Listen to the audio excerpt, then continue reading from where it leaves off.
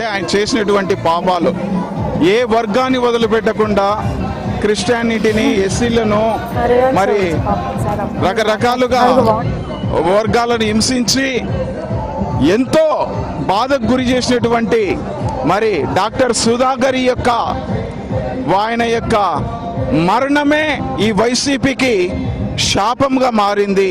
రకరకాలుగా టీడీపీని ఇబ్బంది పాలు చేశాడు. భువనేశ్వరి మేడాన్ని కూడా చాలా అసెంబ్లీలో అవమానం చేశారు. చంద్రబాబు సార్ను అవమానం చేశారు. చంద్రబాబు సారు ఒకటి